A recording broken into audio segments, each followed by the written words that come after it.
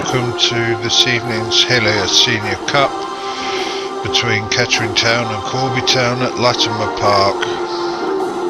Tonight's teams: Kettering Town, McAlinden, McNeil, Bacassa, Libbard, Hull, Judich, Duffy, Musa, Taylor, Moorman and Cattersmark. Corby Town this evening: Walker, Kennedy, Bentley, Malone, Anton, Hartley, Mills, Taylor, Carvalho, Milnes and Crawford. Thomas, Clark, McAnally, Pepper and Weir Daly are the substitutes. Still no place for Shane Byrne, who's injured. Referee tonight is Jeff Russell. Many Corby fans have made the short journey over from Corby to Latimer Park. Kettering were to get the game underway in front of a decent crowd of 494. Many of them seem to be Corby fans who had arrived at the ground in good spirits and drums in tow. All the gear and no idea, all the gear and no idea. The game kicked off in good spirits, good noisy crowd in this evening. Corby were to make all the early running in the game, pushing Kettering back time after time. Kettering did find it hard to live with Corby, and maybe the changes that they've made from the side that lost on Saturday was a step too far against the Corby team, who had put out quite a strong side themselves, mainly due to the fact that they weren't going to be playing this Saturday coming, due to the fact that other teams were in the FA Cup and Corby had already been knocked out.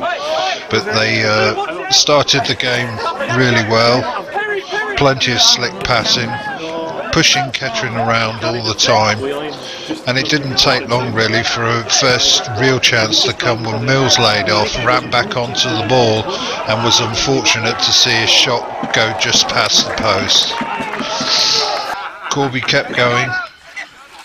Again, good approach play, great ball from Anton out wide, pushing Kettering from one side of the field to the other. There was times when Kettering did try to get a foothold, but they really struggled. On this occasion it was down to McAlinden to make a pretty good save again to keep Corby at bay.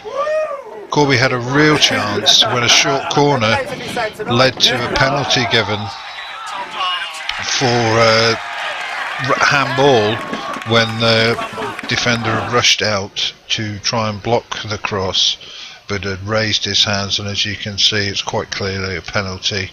There wasn't a lot of appeals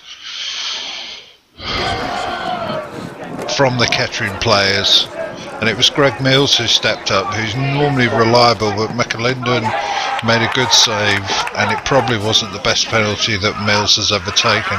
Corby again on the attack, this time Mills put through again and could only find the side netting when really he should have scored. You know your assistant is, don't you?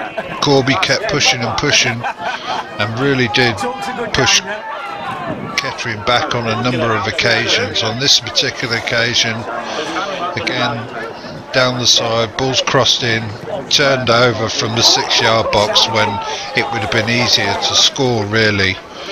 Corby did eventually break the deadlock in the 44th minute when a short corner, the same that had led to the penalty, was eventually crossed over by Mills, and Anton was there unmarked at the far post to put the Steelmen ahead on 44 minutes.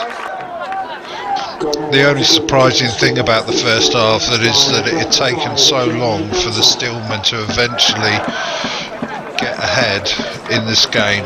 So on 44 minutes it was 1-0 to the Steelmen, and that's the way the first half finished. As you can see again from the short corner, there was very little closing down, and Mills was just able to pick his cross, and there was Anton at the far post to push the ball in. The second half was more or less the same. Very early on, after 2 minutes, a long throw from Kennedy. Mills turned the defender and was able to fire a low shot across the goalie into the far corner to make the score 2-0 on 47 minutes. Right in front of all the travelling Corby fans, and it seemed to go down pretty well with them, who were very vocal throughout the whole evening. It was 2-0 to Corby Town after 47 minutes. And again, Connor Kennedy throws in. Connor's long throws are becoming quite a weapon for Corby Town. And it was one of his long throws that led to Malone's goal on Saturday.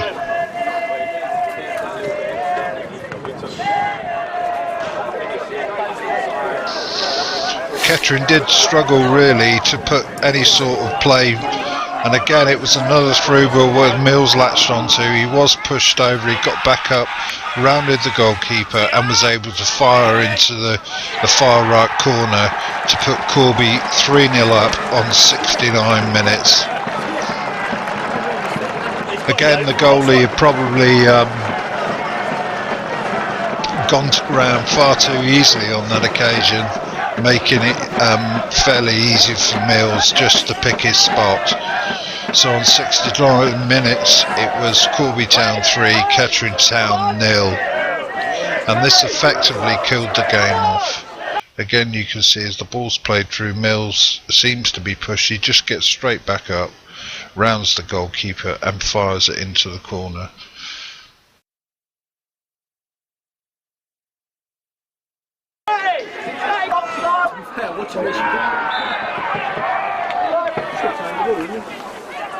From the resulting free kick, Mills have gone over to take it after the foul on Carvalho, after a nice little run really.